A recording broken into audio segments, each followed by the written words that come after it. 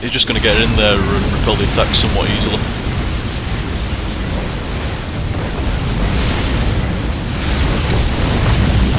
To the point where Jinro was pulling his entire force back to defend that, and then in the end simply didn't bother, just kept a third of it there.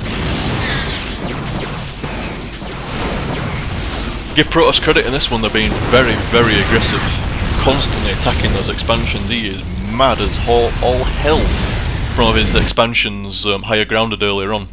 Mad as all hell. Seems to have changed gear, and instead of going, well, I can't sit here, otherwise I'm just going to get high ground, you know, siege tank and stuff like that, I've got to keep the pressure on the turn, I've got to keep them defending. Otherwise I'm just going to lose expansion after expansion. I mean, currently, it seems like Terran would have the income advantage, yeah. It does seem that way indeed. His main base and expansion has been completely mined out, same for WhiteRa. WhiteRa has almost mined out the Rich, and has almost mined out that expansion as well, and almost mined out that one.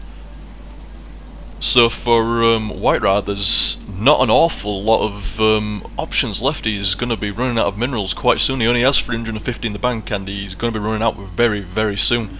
Whereas Jinro, full patch there, a full patch there, pretty decently, it must be half full patch of minerals on the island, and everything else is mined out, but he has a good 2 expansions fully running, and so many command centers, so many, is it orbital commands, yeah, so many orbital commands throwing down mules and stuff like that. He's going to be quite fine on resource for a long time, whereas WhiteRa is running out of options and minerals. Just couldn't quite break through that extremely mobile and healed and so much firepower from the Terrans. Just could not break through. His attacks were repelled, and he could defend, but unfortunately now he's just so low on minerals that you can tell by the, I mean, he's got so many warp gates. Look at that, 2, 4, 6, 8 warp gates there, and another what, 10, 12, 14 warp gates, and a robotics facility, but it's not going to be enough. It just doesn't have the minerals anymore to support that. You can see by the income that Jinro has a good 25% or more now, probably about a good 30% extra income. Which, when you consider the medivacs healing the marauders and the mobility of the army itself, then I suspect this is GG now. In fact, I don't think there's any suspicion about it. WhiteRa going for a last right expansion attack, but Jinro simply lifts off the command center while focusing on the not WhiteRa's primary base, but when you consider the amount of warp gates that were there, then it was definitely utilising that base quite a lot. WhiteRa moving on to the island now, but it's going to be too late, I think. 1 expansion versus 2 completely, well, I guess he shut down 1 expansion, but he's still got 2 expansions fully operational. 1 starting to deplete a little bit, but 1 absolutely fine.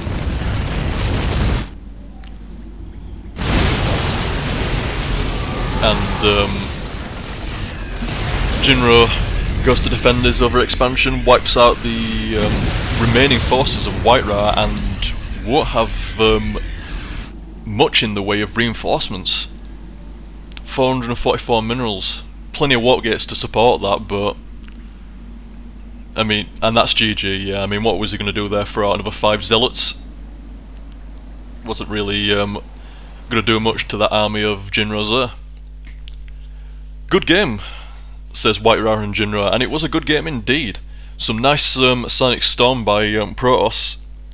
It was certainly a nice counter to the what was guaranteed to be a massive Marines, Marauders and Medivacs, but Jinro's micro and especially in the early game, the mobility of being able to just, because you're going for Medivacs anyway with Terran, it's a guarantee. Why would you not?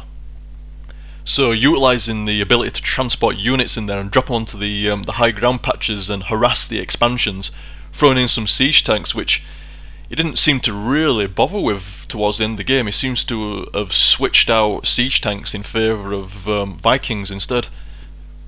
Maybe because he wasn't quite sure if Protoss was going to do a tech switch and start getting some air units in there, because it seemed like he was going to do it at one point with the Void Rays. But the Void Rays got shut down so fast that WhiteRa must have just gone, you know what, fuck that. It ain't going to work versus that amount of Marines.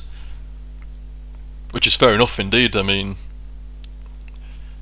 you could have 10 Void Rays there and the Marines would still shut down all those, and considering the amount of money that you'd invest to get those 10 or more Void Rays, then you would not get your minerals worth out of them. I don't think he got his minerals worth out of those 2 Void Rays, as it were. But it was nice to see a game with so many High Templar. He had a lot of High Templar, and I think it seemed pretty even. I mean, Jinro did a lot of base harassment, a lot of expansion harassment using that high ground, and expanded out pretty decent itself. But the Protoss was expanding in the early game, especially in the mid game. It seemed to be expanding much faster than what Terran was, and was using that economy advantage to really kind of be aggressive and try to take down the expansions of Jinro, but just couldn't quite push through the Marines and Marauders and Medivacs. Just could not get through, and even if he did get through them all, through good use of Sonic Storm and a nice mixed balanced armour, he'd be met with a planetary fortress being repaired and would lose the rest of his army, or he'd get reinforced so quickly from the barracks around here and just run them around there, and just couldn't quite reinforce as fast. Maybe a proxy pylon somewhere up there or something like that just to reinforce might have changed the tide, but even then it was such a strong force of Marines, Marauders and Medivacs that WhiteRa just really struggled to push through it. He could defend and then go on the attack, but then would lose his units. He could attack, but wouldn't really do that much damage to Jinro before having his force repelled. And in the end, really, it just seemed that WhiteRa started to struggle on resources. He'd mined out. I mean, if you look at the units lost, it says it all there. WhiteRa definitely had the economy advantage for the majority of the game and was using the economy advantage, but was losing so many more units than Jinro. At the end, just literally strip mined all his expansions that he could get hold of bar one, and was really, maybe that's why he was sending so many forces to try get this expansion and try secure these 2 expansions, because he needed to fucking get more economy going, because it strip mined all of his bases bar the island one. Like I say, at the end of the day, it just seems that WhiteRa exhausted all his available expansions, and Jinro just got more out of his money that he spent, which was pretty much the story of the entire game, really. When Jinro defended, Jinro was left with units. When Jinro attacked, Jinro was left with units. But WhiteRa always lost all his units on the attack. Jinro didn't lose all his units on the attack. So Jinro just, probably thanks to the Medivacs and some good micro, just got more out of his armour and the minerals spent on that armour. And unluckily for Protoss, he wasn't really rewarded for his what was pretty much in the early and mid game map domination, really. I mean, he locked down quite a few and fast expanded quite a lot, and he had a good sized army. He didn't really lose out on armour production.